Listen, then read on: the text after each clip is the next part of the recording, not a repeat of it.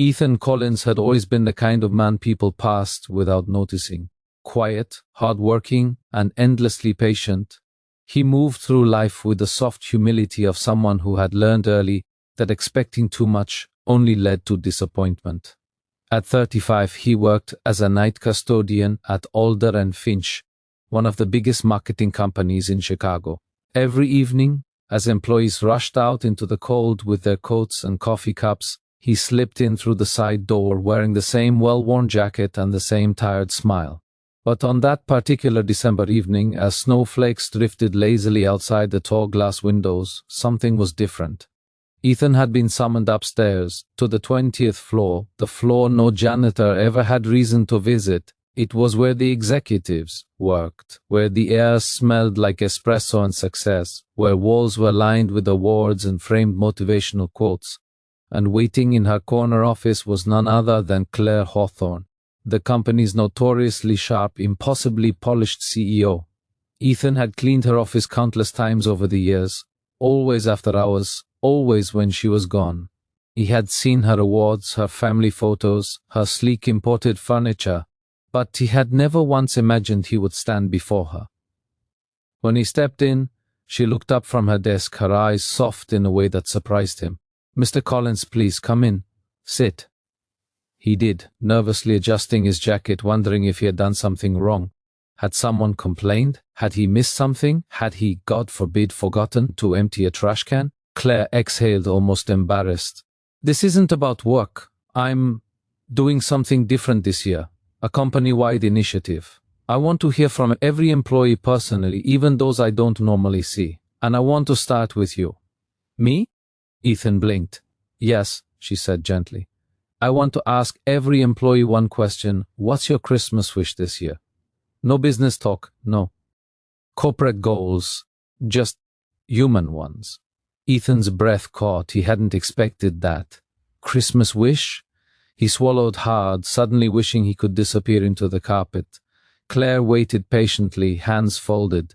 "Go on, Ethan, anything. What do you hope for this Christmas?"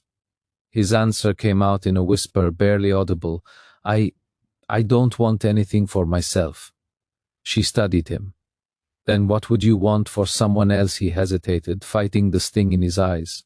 He didn't want to look pathetic. He didn't want her pity, but the words pushed out through the cracks in his restraint. "My son," he said finally. "I want something for my son." Claire leaned forward, her voice softening. "Tell me." Ethan closed his eyes for a moment, as if picturing the boy's face gave him strength. "His name is Lucas. He's 8, smart, funny, loves dinosaurs and drawing and trying to make me believe he doesn't notice how hard things are." A small smile touched his lips, though sadness shadowed it immediately. "He hasn't had a real Christmas in years," he continued quietly. "Not since his mother passed. I work nights so I can pick him up from school in the afternoons and be home with him. But the paycheck just stretches thinner and thinner. Rent, school lunches, winter clothes, medical bills, you know how it is." Claire nodded, though her world was nothing like his. "He asked me last night if Santa forgot our address," Ethan whispered, his voice cracking. "He said it so casually, like he didn't want me to feel bad. But I heard the hurt in it. I heard everything he didn't say." He stopped, swallowing hard. "My Christmas wish," Ethan said finally, "is just, I want him to feel like a kid again, even for one morning. I want him to wake up and see something under that tree besides bills I haven't opened yet. But I can't give him that. Not this year." Claire's breath hitched, a tiny reaction she tried to hide. His honesty cut through her like a blade. Here she was, a woman who spent more on decorations for her penthouse lobby than this man made in a month, listening to her father quietly break under the weight of a wish so painfully simple it hurt. She cleared her throat. "Ethan, I'm sorry," he said quickly. "I shouldn't have said all that. You asked and I don't know. I don't want anything really. I'm grateful to just have a job." But Claire wasn't listening to his apology. She was staring at him with a haunted expression, as though seeing him, truly seeing him, for the first time in years. "Thank you for being honest," she murmured. "That takes courage." Ethan shook his head. "It's nothing." "No," she said firmly, "it's everything." The next morning Ethan returned to work like nothing had happened. He didn't expect anything to change. Why would it? CEOs made polite conversations all the time. They asked questions, nodded thoughtfully, and moved on. People like him didn't get miracles. People like him fought quietly, worked quietly, lived quietly. But Claire Hawthorne didn't move on. His words followed her everywhere. The conference room, the board meeting, the car ride home. They replayed in her mind as she stood in her penthouse, surrounded by expensive gifts she had purchased for nieces and nephews she barely saw. Gifts that would be torn open and forgotten within weeks. She thought about Lucas, imagining a small boy trying to hide disappointment from his father, imagining him pretending that Santa had simply forgotten them, and something inside her cracked. 3 days before Christmas, Ethan found a sealed envelope taped to his locker. He frowned. No one ever left him anything. Slowly he opened it. Inside was a note written in elegant handwriting, "Be home tomorrow at 10 a.m. Claire." He stared at it confused. Had he been fired? Was she doing inspections? Was something wrong at the company he couldn't afford to lose his job? Panic clenched his chest as he hurried home that night, barely sleeping as worry gnawed at him. The next morning at exactly 10 a.m. there was a knock at his door. Ethan's heart pounded as he opened it. There stood Claire, CEO Claire, wearing a warm coat, a soft scarf, and an expression that was both nervous and determined. Behind her was a delivery truck, and behind that were employees from several departments, carrying bags, boxes, and tools. Ethan's mouth fell open. What is all this?" he stammered. Claire smiled, her eyes warm. "A Christmas wish," she said softly. Before he could respond, Lucas poked his head from behind his father's leg. "Dad? Who's that?" Claire lowered herself to the boy's level, her smile gentle. "Hi, Lucas, I'm Claire. Your dad works with me." Lucas shyly waved. In minutes, Ethan's tiny living room transformed into something he couldn't even comprehend. The employees unpacked decorations, a small artificial tree, lights, and boxes of wrapped gifts. Others brought groceries, fresh food, pantry staples, Christmas treats. Someone replaced the broken heater, another fixed the flickering kitchen lights. 2 volunteers cleaned and repaired what they could around the home, treating it with respect, never pity. Ethan stood frozen, tears gathering faster than he could blink them away. "Why are you doing this?" he whispered. Claire stepped forward, placing a gentle hand on his arm. Her voice was thick with emotion. "Because your wish was the most selfless thing I've heard in years, and because no child should ever think Santa forgot him." His breath shuddered. He covered his face with his hands, overwhelmed, shaking. "This is too much," he said. "I can't accept this." Claire shook her head. "You're not accepting charity, Ethan. You're accepting humanity. And whether you believe it or not, you deserve this." Lucas tugged on his father's sleeve, eyes sparkling as he looked at the tree now glowing in their living room. "Dad, is this real?" he whispered. Ethan pulled him close, voice breaking. "Yeah, buddy, it's real." But the biggest moment came when Claire handed Ethan a small envelope.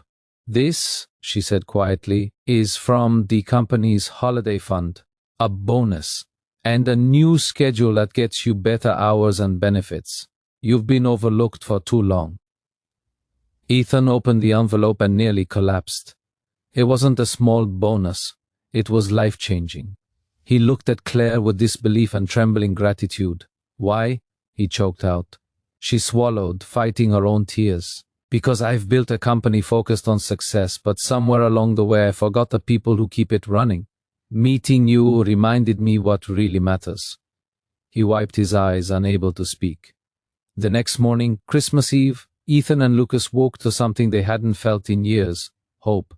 The living room glowed softly. The heater hummed warmly. Under the tree were gifts wrapped in red and gold, some labeled from Dad, others from Santa.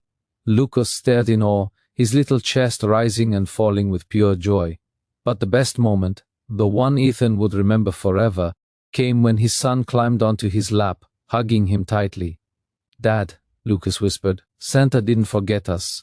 Ethan held him close, his heart overflowing.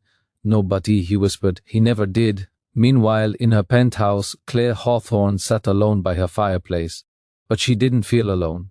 For the first time in years, her heart felt full in a way no business deal, no promotion, no award had ever given her. She thought of Ethan's stunned face, of Lucas's bright smile, and realized that this was the true meaning of Christmas. Not gifts, not success, but connection, compassion, humanity. A week later, Ethan returned to work, but something was different. People greeted him in the hallways now. Supervisors knew his name. His co-workers saw him, not as a background character, but as a human being with a story that mattered. And Claire, she made it a point to speak with him every week, asking about Lucas, about his life, about anything he wanted to share. He was no longer invisible. Months later, at the company's annual meeting, Claire invited Ethan to speak. He stood on the stage, nervous but steady, looking out at hundreds of employees. "I don't have fancy words," he said softly. "I'm not a manager or an executive. I clean floors. But this company, these people, reminded me that kindness still exists, that even when life gets heavy, someone out there might reach out a hand. And that one moment of compassion," his voice wavered, "can change someone's whole world." The room rose in applause, genuine, heartfelt, thunderous. Claire wiped her eyes. Ethan smiled.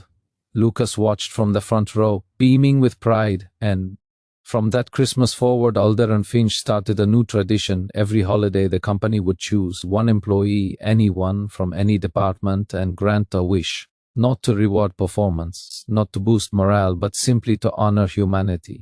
The tradition spread across departments, then across cities. Other companies followed, newspapers wrote about it, communities embraced it, all because one humble father shared a wish, not for himself but for his child. In the end, Ethan gained far more than gifts or bonuses. He gained dignity, recognition, a community that cared, and the profound realization that people do see him, that kindness could reach into the quietest corners of life and bring light where darkness had settled for too long. And Claire, she found something she didn't even know she had lost: her heart.